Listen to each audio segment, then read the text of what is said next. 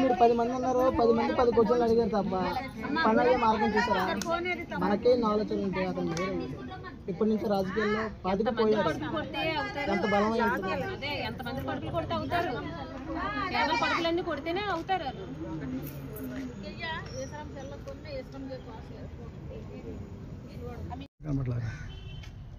చెప్పరాతలే రైతు బజార్ దగ్గర షాపులు తొలగించడం వల్ల మేము విశాఖ నగర మేయర్ గారు పేలా శ్రీనివాసరావు గారి ఇంటికి వచ్చామండి. వస్తే కనీసం ఆయన మాకు సమాచారం కూడా ఏమి ఇవ్వలేదు. ఆయనకి మా బాధను వినిపించుకోవడానికి కూడా మాకు అవకాశం లేకుండా పోలీసుల్ని సెక్యూరిటీని పెట్టి గేట్లు మా ముందే తలుపులు వేసారండి. ఇప్పుడు మేము ఎవరిని కలాలి, మేము మా రోదని ఎవరికి చెప్పుకోవాలండి? కనీసం మా అవకాశం ఇచ్చి ఆ విశాఖ మేయర్ గారిని బయటకు వచ్చి మా బాధ ఏంటో తెలుసుకునేటట్టు చేయమని కోరుతున్నామండి. మేము పెందుతు పోలీస్ స్టేషన్ దగ్గర మా నాన్నగారు నాకు ఇప్పుడు 40 సంవత్సరాలండి. మా నాన్నగారు మాకు 40 సంవత్సరాలు రాకముందు 30 సంవత్సరాల కింద అప్పటి నుంచే కూడా మా నాన్న అక్కడ సైకిల్ షాప్ పెట్టుకొని ప్యాచీలు వేసుకొని చిన్న బడ్డీ పెట్టుకొని జీవనం సాగిస్తూ ఉండేవాడండి. అలా సాగిస్తూనే కూడా అది కూడా అక్కడ అప్పుడు ఉండేటప్పుడు ఒకే రోడ్డు ఉండేది. తర్వాత 3 రోడ్లు 4 రోడ్లు అని చెప్పారు. తర్వాత అలా వెనక్కి వెళ్ళిపోయిన తర్వాత అలా ఫుట్పాత్ వెనకాతలే మా నాన్నగారు పెట్టుకొని జీవనం సాగిస్తున్నాం. చిన్న పిల్లలతోటి అక్కడే దాని మీద ఆధారపడి బతుకుతున్నాం.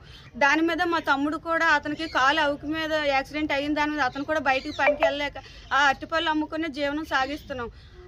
జీవీఎంసీ అధికారి గారు కూడా మాకు దానికి షాపుకు పన్ను ఉంది, కరెంటు బిల్లు కడుతున్నాం, రోడ్డు పన్ను కూడా కడుతున్నామండి. కనీసం పెద్దలు ఇగోటమ్మ ఇప్పుడు తీసేస్తున్నాం చేస్తున్నాం అని కూడా కనీసం ముందస్తు సమాచారం కూడా ఏమీ ఇవ్వలేదండి. సామాన్లు తీసుకోండి అమ్మ, లేదు మీకు ఇంకో దగ్గర ఆధారం చూపిస్తాం, లేదు ఇంకో దగ్గర మీకు ఉపాధి కల్పిస్తాం అని భరోసా కూడా ఏ గవర్నమెంట్ ఇవ్వలేదండి. కనీసం మాకు ఎవరికి కూడా ఇదిగో మీకు ఎంత ఇస్తాం అంత ఇస్తాం అని మాకు ఏ డబ్బు ఇవ్వవసరం లేదండి. మా సంపాదనతో మేము కూలీనాలి చేసుకుని బతుకుతున్న కూలీనైనా మా కడుపుకి వెళ్ళకుండా మా కడుపు మీద కొట్టారండి. ఇప్పుడు ఈ చిన్న పిల్లలు వేసుకొని ఏ ఈదులో పడిపోలేండి. మేము చిన్నప్పటి నుంచి మా అమ్మ 4 ఇంట్లో పాచి పని చేసుకుంటూనే మా అమ్మతో పాటు నేను పాచి పని చేసుకుంటూనే బతికామండి. బతికి ఇలా ఇన్నాళ్ళకి ఆ కొట్టేదో తీసుకొని చిన్న అట్టుపల్లి వ్యాపారం పెట్టుకొని దాని మీద 10 మంది కూర్చొని అలా ఆ 10 మందికి కడుపుకి కూడు పెడుతుంది ఆ కొట్టేనండి. అలా పెడుతున్నప్పుడు కనీసం సమాచారం ఇవ్వాలి కదండి. గవర్నమెంట్ మాకు ఏమి ఇవ్వవసరం లేదండి, మాకు ఎవరి సొమ్ము అవసరం లేదండి. మా కష్టార్జితం మాకు ఉండనివ్వండి, మా కష్టం మమ్మల్ని తినివ్వండి. బయట సొమ్ము మాకు అవసరం లేదు, గవర్నమెంట్ సొమ్ము మాకు అవసరం లేదు, నాయకుల సొమ్ము మాకు అవసరం లేదు. మాకు ఇప్పుడు ఎలాగైనా సరే మాకు ఇప్పుడు జరిగిన నష్టానికి కూడా మాకు ఎక్కడైనా న్యాయం జరగాలి, మాకు ఎక్కడైనా స్థలం చూపించాలి, మాకు ఉపాధి ఉండాలండి. ఎక్కడో తీసుకెళ్ళి ఏ మూలలో పడేస్తామంటే అవదు కాదు, మా జీవనోపాధి సాగాలి. మా నాన్న మా అమ్మ మా తమ్ముడు మా పిల్లలు మేము అందరం దాని మీదే బతుకుతున్నాం. ఈ చిరు వ్యాపారులు అందరూ ఇప్పుడు ఎక్కడికి వెళ్ళిపోవాలండి? ఇప్పుడు పిల్లం చిన్న కొట్టు పెట్టుకుంటే మొగుడు ఆటో వేసుకుంటున్నాడు. ఇప్పుడు ఆ మొగుడు ఆటో కూడా లేకుండా చేస్తారు కదండి. ఆ మొగుడు ఆటోకి వెళ్ళకపోతే పిల్లంతో కలిసి కూలి పని చేసుకుంటున్నాడు ఇక్కడ ఈ రైతు బజార్ దగ్గరే. ఆ రైతు బజార్ దగ్గర ఉన్నప్పుడు ఆ చిన్న వ్యాపారం కూడా లేకుండా చేస్తారు కదండి. ఇప్పుడు పిల్లం మొగుడు ఇప్పుడు వెళ్ళి ఊరేసుకొని చావాలండి, లేకపోతే నాయకులు ఇంటి మీద పడాలండి. ఇప్పుడు ఎక్కడికి పోయారండి నాయకులు? ఇప్పుడు ఎవరు భరోసా చెప్పట్లేదేమండి. అప్పుడు అమ్మ మేము ఉన్నాం రండి అక్కలారా రండి చెల్లెళ్ళారా అన్నప్పుడు ఇప్పుడు అక్క చెల్లెళ్ళ బాధ ఎవరికి కనిపించట్లేదా? ఈ కూటమి ప్రభుత్వం ఏటైపోయిందండి. జగన్ ప్రభుత్వం మంచిది కాదన్నారు, జగన్ మంచోడు కాదన్నారు. ఇప్పుడు జగన్ ప్రభుత్వంలో మాకు ఏనాడు ఎంత హాని జరగలేదే. ఇంకా మీకు భరోసా ఆ కూలి వ్యాపారానికి ఉపాధికి ఇంకా సాయం అందించాడే కానీ అతను సాయాన్ని తీసేయలేదు కదండి. మీరు సాయం మాకు ఇవ్వవసరం లేదు, ఉన్న సాయం కూడా మీరు చేయవసరం, మీరు చేయమని అడగట్లేదు.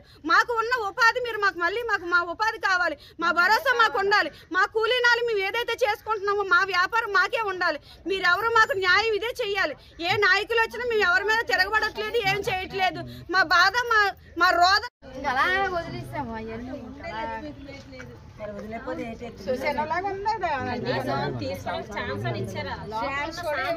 ఈ అధికారులందరూ ఏం చెప్పారంట? వారం రోజుల ముందే చెప్పారంట. చెప్పారా?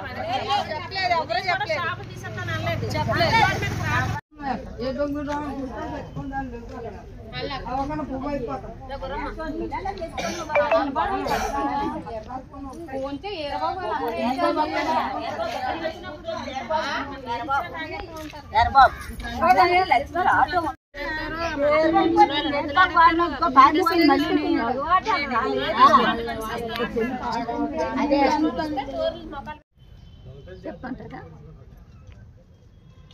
మేము రెల్లి కోనలో ఉంటున్నామండి. మా అబ్బాయి చచ్చిపోయాడండి. మా ఆయన చచ్చిపోయాడండి. మా కోళ్ళ మెంటలు అయిపోయిందండి. 3 మనవరాళ్ళండి. రైతు బజార్ కాడ ఏదో చిన్న బుట్ట పెట్టుకొని అమ్ముకుంటున్నామండి. అది కూడా తీసేశారు. పిల్లసిన ఇంటికి వస్తే పోలీసులు పెట్టి గేట్లు వేసేసారండి. మేము ఎవరికి చెప్పుకుంటామండి? నా పిల్లలకి ఎలా పెంచుకోవాలండి? ఏటో అన్నా మాకు ఆందోళన అండి. ఏం చెయ్యాలో తెలియదు. మీరు మేరీ గారిని కలవడానికి వచ్చారమ్మా? మేరీ గారు కలవడానికి వచ్చామండి. పోలీసులు పెట్టి గేట్లు వేస్తారు. ఎవరు వేస్తారు? వాళ్ళు వేస్తారండి, సెక్యూరిటీ వేస్తాడండి. మీకు ఏం న్యాయం కావాలమ్మా? మాకు అక్కడే కావాలండి స్థలం. మాకు అక్కడే కావాలి. చిన్న చిన్న బొట్లు పెట్టుకుని అక్కడే అమ్ముకుంటామండి మా పొట్ట గురించి. ఇప్పుడు ఆ 3 ఆడపిల్లలు అండి, వాళ్ళకి ఎలా పెంచాలండి? మాకు ఏ దిక్కు లేదండి. రాత్రి నుంచి ఏడుచుకొని అలాగ ఉన్నామండి. మాకేం చెయ్యదు.